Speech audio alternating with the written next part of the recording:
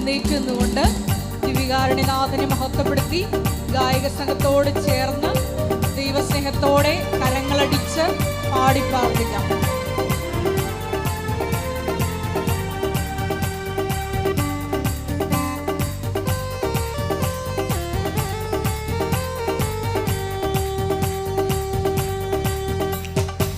ആരാധിപ്പാൻ നമുക്ക് കാരണമുണ്ട്, കൈകൊട്ടി പാടാനേറെ കാരണമുണ്ട്. ആരാധിപ്പാൻ നമുക്ക് കാരണമുണ്ട്, കൈകൊട്ടി പാടാനേറെ കാരണമുണ്ട്. ആരാധിപ്പാൻ നമുക്ക് കാരണമുണ്ട്, കൈകൊട്ടി പാടാനേറെ കാരണമുണ്ട്. ഹല്ലേലൂയ ഹല്ലേലൂയ, നമ്മുടെ യേശു ജീവിക്കുന്നു. ഹല്ലേലൂയ ഹല്ലേലൂയ, നമ്മുടെ യേശു ജീവിക്കുന്നു. കൈകൾ ഉയർത്തി ആരാധിപ്പാൻ നമുക്ക് കാരണമുണ്ട്, കൈകൊട്ടി പാടാനേറെ കാരണമുണ്ട്. ആരാധിപ്പാൻ നമുക്ക് കാരണമുണ്ട്, കൈകൊട്ടി പാടാനേറെ കാരണമുണ്ട്. ഹല്ലേലൂയ ഹല്ലേലൂയ, നമ്മുടെ യേശു ജീവിക്കുന്നു. ഹല്ലേലൂയ ഹല്ലേലൂയ, നമ്മുടെ യേശു ജീവിക്കുന്നു. സ്തുതിക്കട്ടെ. ഹല്ലേലൂയ യേശുവേ, ഹല്ലേലൂയ.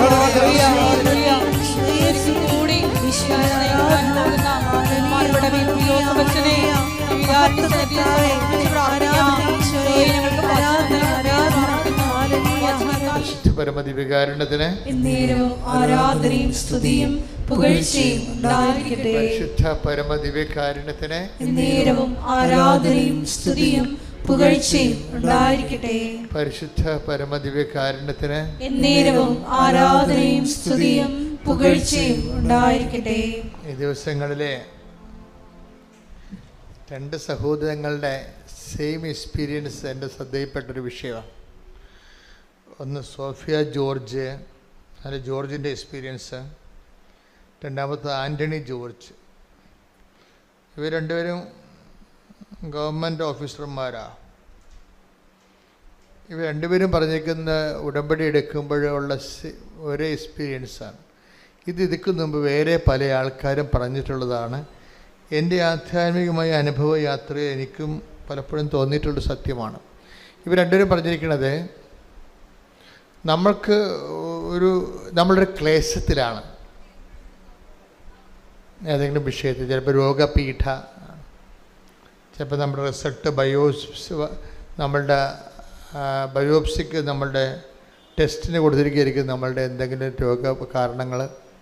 അപ്പോൾ നമുക്കൊരു ടെൻഷനുണ്ടാകും, എന്തായിരിക്കും ഇനി, അത് ക്യാൻസർ ആയിരിക്കും അല്ലോ ആയിരിക്കും എന്ന് നമുക്കൊരു ചെറിയൊരു ഭയമുണ്ടാകും.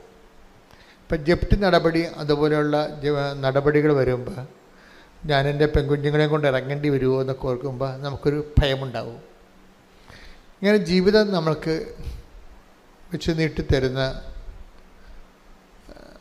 ഒരു സംഭവമാണ് സങ്കടം, ഭയം, നമ്മളതിൻ്റെ അടുത്ത് ആശങ്ക, പെട്ടുപോകുമോ എന്നുള്ള ആശങ്ക, എല്ലാം തീർന്നുവോ എന്നുള്ള രീതിയിൽ. എന്തെങ്കിലും ഒരു അഭ്യൂഹവല് സംഭവിച്ചു കഴിഞ്ഞാൽ, എന്തെങ്കിലും ഒരു ആഘാതം സംഭവിച്ചാൽ, തോൽവി സംഭവിച്ചാൽ എല്ലാം തീർന്നു എന്ന് തോന്നും. ഇത് പണ്ട് മുതലേ തോന്നിയ ഒരു യൂഡാസ് സിൻഡ്രോമാണ്. യൂഡാസ് സിൻഡ്രോം എന്ന് പറഞ്ഞാൽ എന്താ?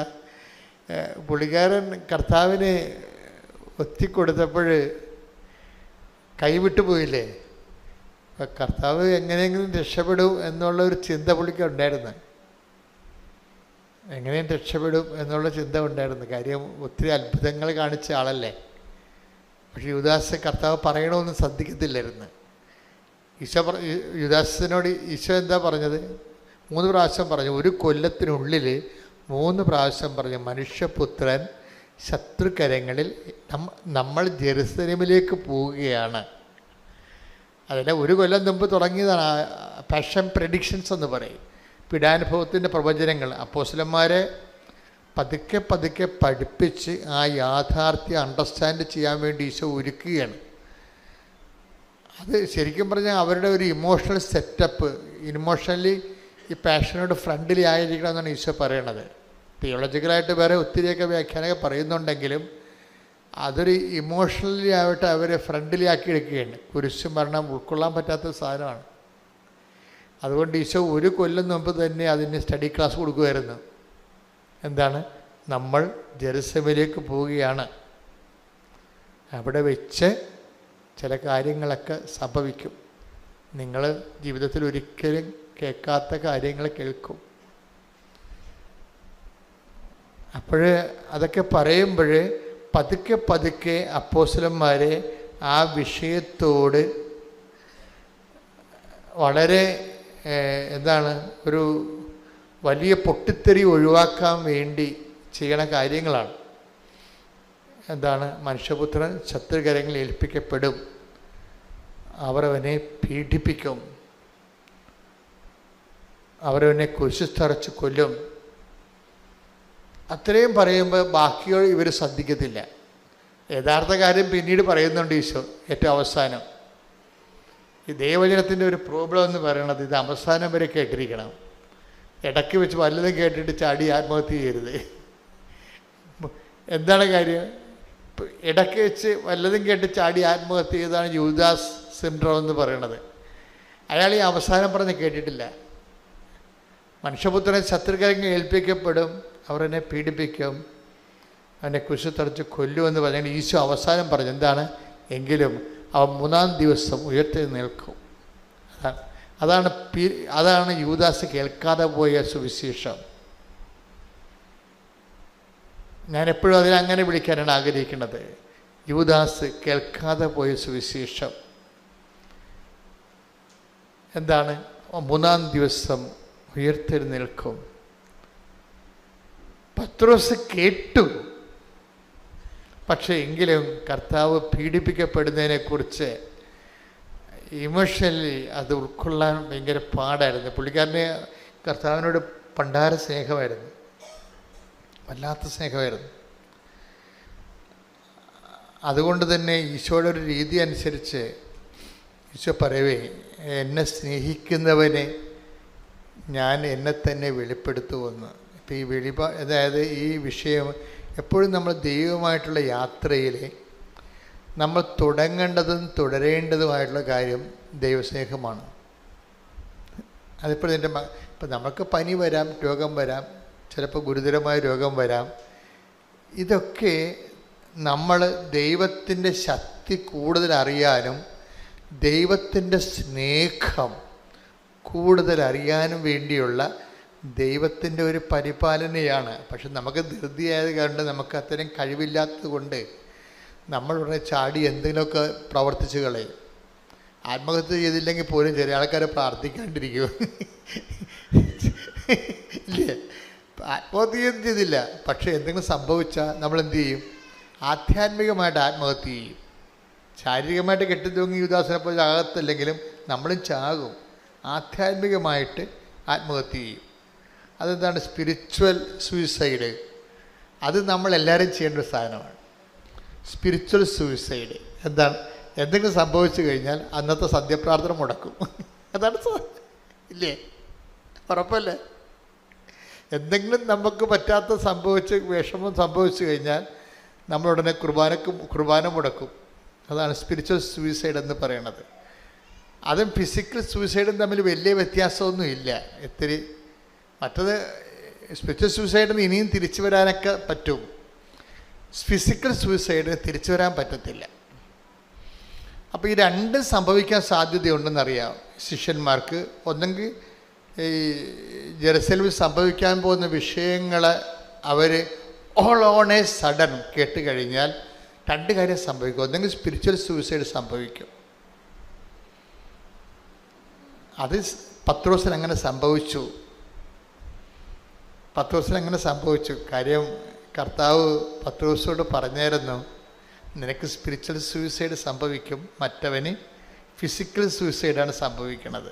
അവൻ തട്ടിത്തൂങ്ങി മരിക്കും. കാര്യം അവൻ ഉയർത്തെഴുന്നേൽപ്പിനെ കുറിച്ച് കേട്ടില്ല. അതുകൊണ്ടാണ്. ഉയർത്തെഴുന്നേൽപ്പിനെ കുറിച്ച് കേട്ടില്ലെങ്കിൽ കുഴപ്പമാണ്. ക്രിസ്തുവിനെക്കുറിച്ച് എല്ലാം കേട്ട് അണ്ണന്മാരുടെ കുഴപ്പം അതാണല്ല. ക്രിസ്തു സാമൂഹ്യ പരിഷ്കർത്താവാണ്, എന്നൊക്കെ പറയുന്നില്ല. അതൊക്കെ വിവരക്കേട്, ബോധമില്ലാത്തവന് പുറമെ അകലെ നിന്നുകൊണ്ട് ക്രിസ്തുവിനെ മനസ്സിലാക്കാൻ ഉള്ള ഒരു വൃഥാശ്രമങ്ങളാണ്. ക്രിസ്തു സാമൂഹ്യ പരിഷ്കർത്താവായിട്ട് മന്നത്ത് പതിപ്പനുമാനെ പോലെ വന്ന ആളല്ല, ശ്രീനാരായണ ഗുരുവിനെ പോലെ വന്ന ആളല്ല. അവനിതിനെ വിഷയത്തെക്കുറിച്ചൊക്കെ വ്യക്തതയുണ്ട്. ആ 142 സങ്കീർത്തനം വായിച്ചേ. 142 സങ്കീർത്തനം 4-ാം തിരുവചനം. വലതുവശത്തേക്ക് നോക്കി ഞാൻ കാത്തിരിക്കുന്നു. വലതുവശത്തേക്ക് നോക്കി ഞാൻ കാത്തിരിക്കുന്നു. എന്നാൽ ആരും എന്നെ ശ്രദ്ധിക്കുന്നില്ല. ഒരു രക്ഷാകേന്ദ്രവും എനിക്ക് അവശേഷിക്കുന്നില്ല. ആരും എന്നെ പരിഗണിക്കുന്നുമില്ല. അപ്പൊ ഇതിനാണ് ഈ ഓടി ഒളിക്കാൻ ഇടയില്ലെന്ന് പറയണത്. ഇട ഉണ്ടെങ്കിൽ ഓടി ഒളിക്കുമെന്നുള്ള തെറ്റിദ്ധാരണ എൻ്റെ അടുത്ത് വരും. അങ്ങനെയല്ല, ഈശോ വ്യക്തമായ രീതിയിൽ പറഞ്ഞിട്ടുണ്ട്. എന്തിനാണ്? ഈ നിമിഷത്തിന് വേണ്ടിയാണ് ഞാൻ ഇതിലേക്ക് വന്നത്. 12:27 വായിച്ച്, യോഹന്നാൻ 12:27 വായിച്ച്. ശ്രുതികട്ടെ. ഹല്ലേലൂയ, ഹല്ലേലൂയ, ഹല്ലേലൂയ, ഹല്ലേലൂയ. യേശുവേ നന്ദി. ഹല്ലേലൂയ, ഹല്ലേലൂയ. യോഹന്നാൻ 12:27. യോഹന്നാൻ 12:27. പിതാവേ, ഈ മണിക്കൂറിൽ നിന്ന് എന്നെ രക്ഷിക്കണമേ. അല്ല, ഇതിനു വേണ്ടിയാണല്ലോ ഈ മണിക്കൂറിലേക്ക് ഞാൻ വന്നത്. അപ്പൊ മരണത്തെ കർത്താവ് മനുഷ്യന്റെ പാപത്തിന് വേണ്ടിയുള്ള പരിഹാര ബലിയെ ഒഴിവാക്കാൻ പറ്റത്തില്ല. അതാണ് 12:27 പറയുന്നത്. ഓടിയൊടിക്കാനൊന്നും പറ്റത്തില്ല. ഇടവില്ലെന്ന് പറഞ്ഞിട്ട് കാര്യമില്ല. ഇട ഉണ്ടായാലും ഓടിയൊടിക്കാൻ പറ്റത്തില്ല. എന്താ കാര്യം? ഈ മണിക്കൂറിന് വേണ്ടിയാണല്ലോ ഞാൻ. ഒന്നൊരു വായിച്ചേ. ശ്രുതികട്ടെ. ഹല്ലേലൂയ, ഹല്ലേലൂയ. ഇതിനു വേണ്ടിയാണല്ലോ ഈ മണിക്കൂറിലേക്ക് ഞാൻ വന്നത്. പിതാവേ, അതിൻ്റെ അർത്ഥം ബാക്കി എന്താണെന്ന് അറിയാം. പിതാവേ, അങ്ങേ പുത്രനെ മഹത്വപ്പെടുത്തണമേ. അപ്പോൾ അവിടെ സ്വർഗത്തിൽ നിന്ന് സ്വരവുണ്ടായി, ഇതാ ഞാൻ മഹത്വപ്പെടുത്തുന്നു, ഇനിയും മഹത്വപ്പെടുത്തും. അപ്പം ഇനിയും മഹത്വപ്പെടുത്തും എന്നുള്ളതാണ് റിസറക്ഷൻ എന്ന് പറയണത്, പുനരുദ്ധാനം. Take the bread of God. ശ്രുതികട്ടെ. ഹല്ലേലൂയ, ഹല്ലേലൂയ, ഹല്ലേലൂയ. യോഹന്നാൻ 12:28. യോഹന്നാൻ 12:28. പിതാവേ, അങ്ങയുടെ നാമത്തെ മഹത്വപ്പെടുത്തണമേ. അപ്പോൾ സ്വർഗത്തിൽ നിന്ന് ഒരു ശക്തനായവൻ എനിക്ക് വലിയ കാര്യങ്ങൾ ചെയ്തിരിക്കുന്നു. അവിടുത്തെ നാമം പരിശുദ്ധമാണ്. ലൂക്ക 1:49. എൻ്റെ പേര് സിസ്റ്റർ സനി സിസിലി. ഞാൻ ഡോട്ടേഴ്സ് ഓഫ് ഡിവൈൻ സിൽ എന്ന ഇറ്റാലിയൻ കോൺഗ്രിഗേഷനിലെ ഒരു അംഗമാണ്. എൻ്റെ കോൺവെൻറ്റ് എറണാകുളം വെണ്ണല എന്ന സ്ഥലത്താണ്. ഞാൻ ഉടമ്പടി ആദ്യമായിട്ട് എടുത്തത് 16/9/2024 കഴിഞ്ഞ സെപ്റ്റംബർ ആകുമ്പോൾ ഒരു വർഷം ഞാൻ ഉടമ്പടിയിൽ തീരുമ്പോഴത്തേക്കും പരിശുദ്ധ അമ്മ ഈശോയിൽ നിന്ന് വളരെയധികം അനുഗ്രഹങ്ങൾ എനിക്ക് വ്യക്തിപരമായും അതുപോലെ തന്നെ എൻ്റെ കുടുംബത്തിലും ധാരാളമായി നൽകി അനുഗ്രഹിച്ചിട്ടുണ്ട്. ഇപ്പോൾ ഞാനിവിടെ സാക്ഷ്യപ്പെടുത്താൻ പോകുന്ന വലിയൊരു അനുഗ്രഹം എന്ന് പറയുന്നത്, ഞാൻ ഒരിക്കൽ പോലും സ്വപ്നം കാണാത്ത ഉടമ്പടിയിൽ വെച്ച് പ്രാർത്ഥിക്കാത്ത ഒരു വലിയ അനുഗ്രഹം സാക്ഷ്യപ്പെടുത്താനാണ് ഞാൻ ഈ അൾത്താരയിൽ നിൽക്കുന്നത്.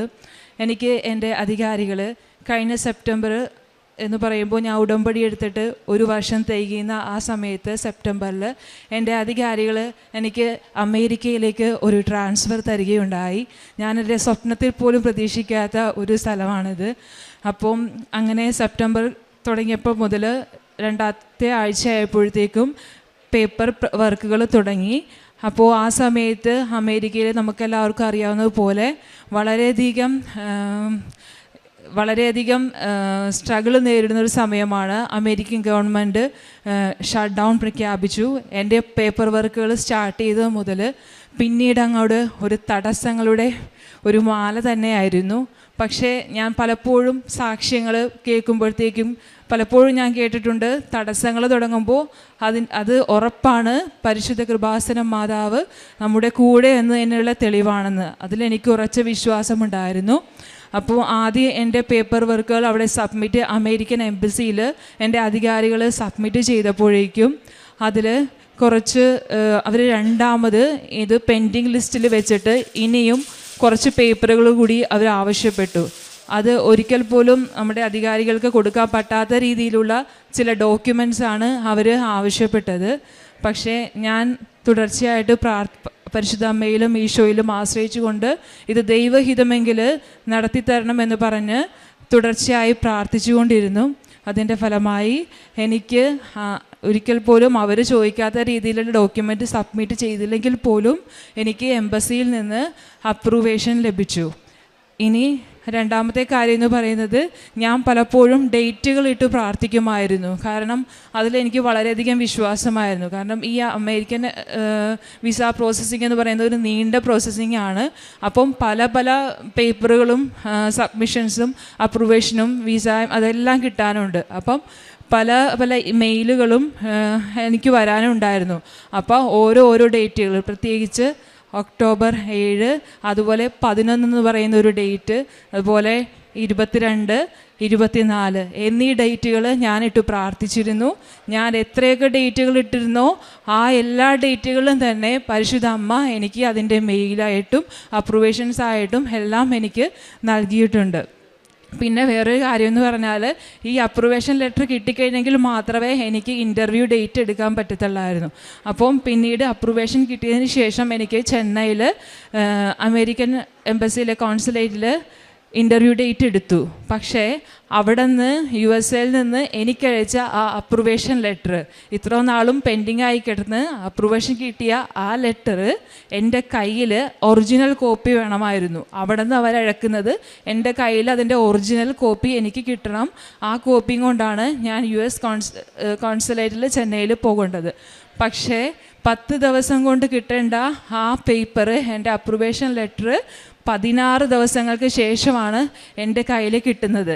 കാരണം അത് അവിടെ ക്ലൈമറ്റ് വെതർ തണുപ്പായതുകൊണ്ട് അവർ ട്രാൻസ്പോർട്ടേഷൻ പോസ്റ്റ് വേറെ വഴി പോയി അമേരിക്കയിൽ തന്നെ വേറൊരു സ്റ്റേറ്റിലേക്ക് സ്ഥലത്തേക്ക് അത് മാറിപ്പോയി. അങ്ങനെ ട്രാക്ക് ചെയ്ത് നോക്കുമ്പോൾ ഓരോരോ തടസ്സങ്ങളായിരുന്നു. അങ്ങനെ എങ്കിൽ പോലും ഞാൻ വിശ്വസിച്ചിരുന്നു, സമയത്തിൻ്റെ മേൽ അധികാരമുള്ള സഞ്ചാരി മാതാവ് ഇത് ദൈവഹിതമാണെങ്കിൽ എനിക്ക് തരും, ഇല്ലെങ്കിൽ അതെനിക്ക് വേണ്ട എന്ന് ഞാൻ പ്രാർത്ഥിച്ചിരുന്നു.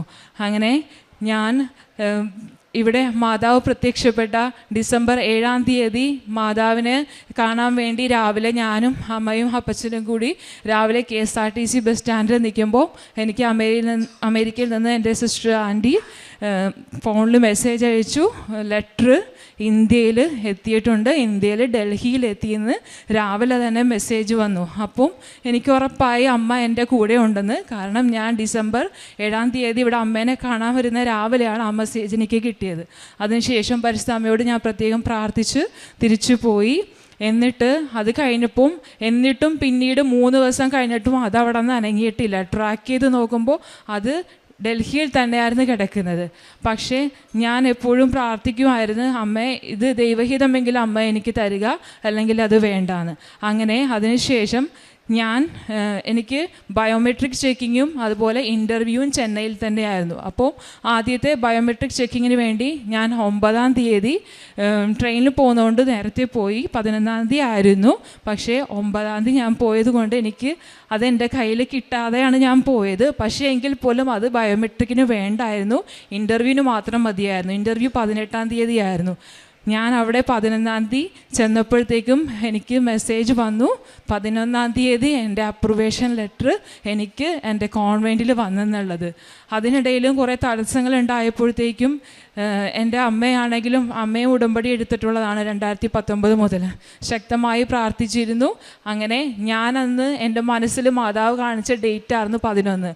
പിന്നീടാണ് എനിക്ക് മനസ്സിലായത് എന്തുകൊണ്ടാണ് ഇത്രയും തടസ്സങ്ങൾ നീണ്ടെടുത്ത് 16-17 ദിവസങ്ങൾ കഴിഞ്ഞ് അമേരിക്കയിൽ നിന്ന് ആ ലെറ്റർ എൻ്റെ കയ്യിൽ കിട്ടാൻ കാരണം.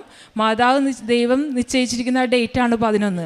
ആ ഒരു ഡേറ്റ് കിട്ടാൻ വേണ്ടി തന്നെയായിരുന്നു ഇത് ഇത്രയും വളഞ്ഞ് മാറിയതെന്ന് ഞാൻ വിശ്വസിക്കുന്നു.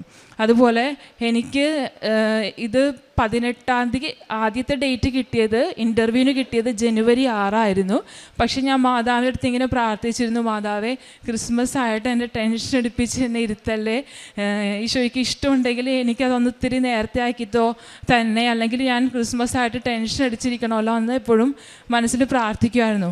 അങ്ങനെ എനിക്ക് ആ ഇൻ്റർവ്യൂ ഡേറ്റ് പിന്നീട് ഡിസംബർ 18 ആക്കി കിട്ടുകയും എൻ്റെ ഇൻ്റർവ്യൂവിന് ഞാൻ പോവുകയും ഇൻ്റർവ്യൂ വളരെയധികം സ്മൂത്തായിട്ട് പോവുകയും, കാരണം അവരെന്നോട് എനിക്ക് 2 ക്വസ്റ്റ്യൻസിന് മാത്രമേ എനിക്ക് സെൻറ്റൻസിൽ ആൻസർ പറയേണ്ടി വന്നുള്ളൂ. ബാക്കിയെല്ലാം എസ് ഓർ നോ ക്വസ്റ്റ്യൻസ് പോലെ യെസ് എന്ന് പറയുന്ന ഉത്തരങ്ങൾ വരുന്ന ചോദ്യങ്ങൾ മാത്രമാണ് അവിടെ എംബസിയിലിരുന്ന ആ മാഡം എൻ്റെ അടുത്ത് ചോദിച്ചത്. ഇത് പരിശുദ്ധ അമ്മ ഈശോയിൽ നിന്ന് എനിക്ക് നേടിത്തന്ന വലിയ അനുഗ്രഹമാണെന്ന് ഞാൻ വിശ്വസിക്കുന്നു. പിന്നെ ഞാനൊരു കാര്യം പറയാൻ വിട്ടുപോയി. ഈ അപ്രൂവേഷൻ ലെറ്റർ കിട്ടാതെ വന്നപ്പോൾ വേറൊരു 18 തീയതി ആയിരുന്നു, അത് നവംബർ 18. ഞാൻ തലേ ദിവസം രാത്രി എന്തോ എൻ്റെ മനസ്സിലിങ്ങനെ ഈ വചനം പറഞ്ഞ് പ്രാർത്ഥിക്കുമായിരുന്നു. ഇതാണ്, അവൻ പറഞ്ഞു, മനുഷ്യർക്ക് അസാധ്യമായത് ദൈവത്തിന് സാധ്യമാണ്. ഇത് രാത്രി ഞാൻ 18 തീയതി രാത്രി എൻ്റെ മനസ്സിൽ അങ്ങനെ തോന്നിച്ചപ്പോൾ അത് ഞാൻ പ്രാർത്ഥിച്ചുകൊണ്ടേയിരുന്നു. പക്ഷേ പിറ്റേ ദിവസം രാവിലെ അത്ഭുതമെന്നോണം ഞാൻ സ്കൂളിൽ പഠിപ്പിക്കുന്നുണ്ട്. അവിടെ പഠിപ്പിക്കാൻ ചെന്നപ്പോൾ രാവിലെ എനിക്ക് എൻ്റെ ഫോണിൽ മെസ്സേജ് വന്നേക്കുന്നു. എൻ്റെ ആൻറ്റി എനിക്ക് വിളിച്ചിട്ട് എനിക്ക് മെസ്സേജ് അയച്ചേക്കുന്നു വാട്സപ്പിൽ, നിൻ്റെ വിസ അപ്രൂവ്ഡ് ആയിന്ന്. അപ്പം എനിക്ക് സന്തോഷം കണ്ണീരാണ് വന്നത്. കാരണം വചനത്തിൻ്റെ ശക്തി എത്രമാത്രമാണെന്ന് ഞാൻ അനുഭവിച്ചറിഞ്ഞ നിമിഷങ്ങളായിരുന്നു അത്. അങ്ങനെ എൻ്റെ വിസ അപ്രൂവ്ഡായി. ഞാൻ 18 തീയതി ഞാൻ എപ്പോഴും പ്രാർത്ഥിക്കുമായിരുന്നു, പാസ്പോർട്ട് വാങ്ങി വെച്ചാൽ മാത്രം പോരാ, അവരുടെ വാഗുകൊണ്ട് എനിക്ക് കേൾക്കണം കോൺസുലേറ്റിൽ നിന്ന് ഇറങ്ങുമ്പോൾ. അതുപോലെ മാതാവിനോട് ഞാൻ എങ്ങനെ പ്രാർത്ഥിച്ചോ അതുപോലെയാണ് അവരെൻ്റെ അടുത്ത് പറഞ്ഞത്. അവരെൻ്റെ അടുത്ത് ഇങ്ങനെ പറഞ്ഞു, ആ madam, your visa is approved, within 1 week you will receive the passport. ഇത് കേട്ടപ്പോൾ എൻ്റെ കണ്ണ് നിറഞ്ഞു പോയി. അതിനുശേഷം ഞാൻ തിരിച്ചിറങ്ങി വീട്ടിൽ വന്നു. ഇപ്പോൾ ഒരാഴ്ചത്തേക്കുള്ളിൽ കിട്ടുമെന്നാണ് പറഞ്ഞത്. പക്ഷേ വേറൊരു കാര്യം ഞാൻ തന്നെ പറഞ്ഞു പോയി. ഞാൻ മാതാവിൻ്റെ അടുത്ത് പ്രാർത്ഥിച്ചിട്ടുണ്ടായിരുന്നു അപ്രൂവേഷൻ കഴിഞ്ഞപ്പോൾ, മാതാവേ, ക്രിസ്മസിന് സമ്മാനം എന്നോണം എനിക്ക് ഉണ്ണീശോയിൽ നിന്ന് ഇത് 24 തീയതി നീ എനിക്ക് തന്നാൽ മതി എന്ന് ഞാൻ പ്രാർത്ഥിച്ചായിരുന്നു. കാരണം 25 തീയതി ഇവിടെ പാസ്പോർട്ട് ഓഫീസോ ഒന്നും ഇല്ല താനും. അപ്പോൾ ഞാൻ പ്രാർത്ഥിച്ചായിരുന്നു ക്രിസ്മസ് ഗിഫ്റ്റായിട്ട് എനിക്കിത് 24 തീയതി തന്നാൽ മതി എന്ന് പ്രാർത്ഥിച്ചിട്ടുണ്ടായിരുന്നു. ഞാൻ തന്നെ ആ കാര്യം ഞാൻ വിട്ടുപോയി. ഞാൻ എൻ്റെ റൂമിലുള്ള മാതാവിൻ്റെ ഫ്രണ്ടിൽ ഒരു പേപ്പറിൽ എഴുതി വെച്ചതായിരുന്നു ഇത്. പിന്നീട് ഞാൻ ചിന്തിച്ചു, എന്താ എൻ്റെ വിസ വരാത്ത 22 ആയപ്പോഴും ഞാൻ ചിന്തിക്കുന്നുണ്ട് എന്താണാവോ വരാത്തതെന്ന്. ഞാൻ ഈ കാര്യം വിട്ടുപോയായിരുന്നു. പിന്നീട് ഞാൻ 23 തീയതി അവിടെ ചെന്ന് അന്വേഷിച്ചു വരാഞ്ഞപ്പോൾ. അപ്പോൾ പാസ്പോർട്ട് ഓഫീസിൽ ചെന്നപ്പോൾ ആ ഓഫീസർ പറഞ്ഞു, സിസ്റ്ററിൻ്റെ വിസ ഇപ്പോൾ വന്നിട്ടുണ്ട്. അപ്പോൾ എൻ്റെ അടുത്ത് ആധാർ ചോദിച്ചപ്പോൾ ഞാൻ പറഞ്ഞു, ഞാൻ അന്വേഷിക്കാൻ വേണ്ടി മാത്രം വന്നതാണ്, ഞാൻ ആധാർ കൊണ്ടുവന്നിട്ടില്ല എന്ന് പറഞ്ഞു. അപ്പം അങ്ങനെയെങ്കിൽ നാളെ വരിക എന്ന്. അപ്പോൾ നാളെ എന്ന് പറയുന്നത് ഞാൻ അറിഞ്ഞു എൻ്റെ വിസ 23 വന്നെന്ന്. എൻ്റെ കയ്യിൽ എനിക്ക് വിസ മാതാവ് തന്നത് ഡിസംബർ 24 തീയതി ക്രിസ്മസിന് സമ്മാനമായിട്ട് ഉണ്ണീശോയിൽ നിന്ന് വാങ്ങി തന്നാണ് എനിക്ക് അമേരിക്കയിലേക്ക് പോകാനുള്ള ഈ വിസ. ഇതിനൊന്നും യോഗ്യതയില്ല എന്ന് എനിക്കറിയാം. എങ്കിൽ പോലും എന്തുകൊണ്ടാണ് ഈശോയും മാതാവും ഇത്രയും വലിയ അനുഗ്രഹം എൻ്റെ ജീവിതത്തിൽ തന്നതെന്ന് എനിക്കറിയത്തില്ല. ദൈവത്തിൻ്റെ നാമത്തിന് എന്നും മഹത്വമുണ്ടാകട്ടെ എന്ന് മാത്രം ഞാൻ വിശ്വസിക്കുന്നു. പിന്നെ വേറൊരു കാര്യം എന്ന് പറയുന്നത്, അതെനിക്ക് ഭയങ്കര വണ്ടറാണ്. എനിക്ക് ടിക്കറ്റ് എടുത്തിട്ടുണ്ട്, അധികാരികളാണ് എനിക്ക് ടിക്കറ്റ് എടുത്തേക്കുന്നത്. എൻ്റെ ടിക്കറ്റ് ഡേറ്റ് ഡിസംബർ 31 രാവിലെ 4 മണിക്ക്. ഞാൻ വേറൊരു സിസ്റ്ററും കൂടിയുണ്ട്, ഞങ്ങൾ 2 പേരും കൂടി US പോവുകയാണ്. ഞാൻ അമേരിക്കയിൽ എത്തുന്നതും അവിടുത്തെ 31 തീയതിയാണ്. കാരണം അമേരിക്കയും ഇന്ത്യയും വ്യത്യാസമുണ്ട്, രാത്രിയും പകലും. അപ്പോൾ ഇവിടുത്തെ 31 തീയതി ഞാൻ പോകുന്നു. അവിടുത്തെ രാവിലത്തെ ഉച്ചയ്ക്ക് 12:50 ഞാൻ 31 തീയതി അമേരിക്കയിലെത്തും. ന്യൂ ഇയറിന് തൊട്ട് മുൻപായിട്ടാണ് ഞാൻ അമേരിക്കയിലെത്തുന്നത്. പരിശുദ്ധ അമ്മ ചെയ്തു തന്ന ഇത്രയും വലിയ അനുഗ്രഹങ്ങൾക്ക് ഒരു പുതുവർഷം ഒരിക്കൽ പോലും സ്വപ്നം കാണാത്ത ഒരു രാജ്യത്തേക്ക് എന്നെ മിഷണറി ആയിട്ട് കൊണ്ടുപോകുന്നതിന് ദൈവനാമത്തിനും പരിശുദ്ധ സമയത്തിൻ്റെ മേൽ അധികാരമുള്ള സഞ്ചാരി മാതാവിനും ഞാൻ 1000 നന്ദി പറയുന്നു. ഞാൻ പ്രേക്ഷിത പ്രവർത്തനങ്ങൾ ചെയ്തിരുന്നത് സിസ്റ്റർ ആയതുകൊണ്ട് ഞാൻ കൂടുതലും ഞാൻ പേപ്പറുകൾ കൊടുക്കുമായിരുന്നു, ഓട്ടോ സ്റ്റാൻഡിലും അതുപോലെ കടകളിലൊക്കെ ചേട്ടന്മാർക്കൊക്കെ കൊടുക്കുമായിരുന്നു. അപ്പോൾ എൻ്റെ അടുത്ത് ഒരു ഓട്ടോയിൽ സ്റ്റാൻഡിൽ കൊടുക്കുമ്പോൾ ഒരു ചേട്ടൻ എൻ്റെ അടുത്ത് ചോദിച്ചിട്ടുണ്ട്, സിസ്റ്റേഴ്സും ഈ പണിയൊക്കെ തുടങ്ങിയോ എന്ന് ചോദിച്ചിട്ടുണ്ട്. അപ്പം ഞാൻ പറഞ്ഞിട്ടുണ്ട്, എനിക്ക് എൻ്റെ കുടുംബത്തിന് കിട്ടിയ അനുഗ്രഹങ്ങൾ നിരവധിയാണ്, അപ്പം ചേട്ടനും വിശ്വസിച്ച് പ്രാർത്ഥിക്കുക. അങ്ങനെ അവർ പേപ്പർ വാങ്ങിയിട്ടുണ്ട്. സാധാരണ എല്ലാവരും കളിയാക്കിയൊക്കെ ചെയ്യുമല്ലോ. ആദ്യമൊക്കെ ഒരു മടിയുണ്ടായെങ്കിൽ പോലും പിന്നീട് ഞാൻ അത് വാങ്ങിക്കൊടുത്തു. അതുപോലെ ചെന്നൈക്ക് ഞാൻ ഇൻ്റർവ്യൂവിന് പോയപ്പോഴും എനിക്ക് ഭാഷ അറിയത്തില്ല, തമിഴും ഹിന്ദിയൊന്നും പറയാൻ അറിയത്തില്ലെങ്കിൽ പോലും ഞാൻ തമിഴ് പേപ്പർ വാങ്ങിക്കൊണ്ടുപോയി അവിടെ ഇൻ്റർവ്യൂവിന് പോയപ്പോഴും അവിടുത്തെ 2-3 അമ്മച്ചിമാർക്കും ചേട്ടന്മാർക്കൊക്കെ തമിഴ് പേപ്പറും കൊടുത്തായിരുന്നു. പിന്നെ കാരുണ്യപ്രവൃത്തികൾ എന്ന് പറയുന്നത് എൻ്റെ ജീവിതത്തിൽ ഞങ്ങൾ സിസ്റ്റർ ആയിരിക്കുമ്പോൾ ഞാനായിരിക്കുന്ന ഇടങ്ങളിൽ ദൈവത്തിന് സാക്ഷ്യം വഹിച്ചുകൊണ്ട് എന്തെല്ലാം ചെയ്യാൻ പറ്റുമോ അതെല്ലാം ഈശോയ്ക്ക് സമർപ്പിച്ചുകൊണ്ട് ഞാൻ ചെയ്യാറുണ്ട്. അതുപോലെ തന്നെ എൻ്റെ കൂടെയുള്ള എൻ്റെ കോൺഗ്രിഗേഷനിലെ വേറെ സിസ്റ്റേഴ്സും അവരും ഞങ്ങൾ മിഷൻ കോൺഗ്രിഗേഷനാണ്, ഇൻ്റർനാഷണൽ കോൺഗ്രിഗേഷനാണ്. ഇപ്പോൾ ജർമ്മനിയിലേക്ക് പോകാൻ വേണ്ടി പ്രിപ്പയർ ചെയ്യുന്നുണ്ട്. അപ്പോൾ ഞാൻ ഉടമ്പടി എടുത്തതിന് ശേഷം വേറെ മറ്റു സിസ്റ്റേഴ്സും ആണെങ്കിലും അതുപോലെ വന്ന് ഉടമ്പടി എടുത്തിട്ടുണ്ട്. അവരും ഇങ്ങോട്ട് സാക്ഷ്യം വരാൻ വേണ്ടി പ്രിപ്പയർ ചെയ്യുകയാണ്. അപ്പം പല ബൈബിളിലെ വചനങ്ങളെല്ലാം എത്രയോ അർത്ഥവത്താണ്. വചനം മാംസം ധരിച്ച ഈശോയുടെ തിരുനാൾ നമ്മൾ ക്രിസ്മസ് ആഘോഷിക്കുമ്പോൾ അത് സത്യമാണ് എന്നതാണ് ഈ ഒരു സാക്ഷ്യം ഞാനിവിടെ രേഖപ്പെടുത്തുന്നത്. പിന്നീട് അതുപോലെ തന്നെ എനിക്ക് എപ്പോഴും ഞാൻ ഇൻ്റർവ്യൂവിന് പോയപ്പോഴേക്കാണെങ്കിലും പ്രാർത്ഥിച്ച 2 വചനങ്ങളാണ്.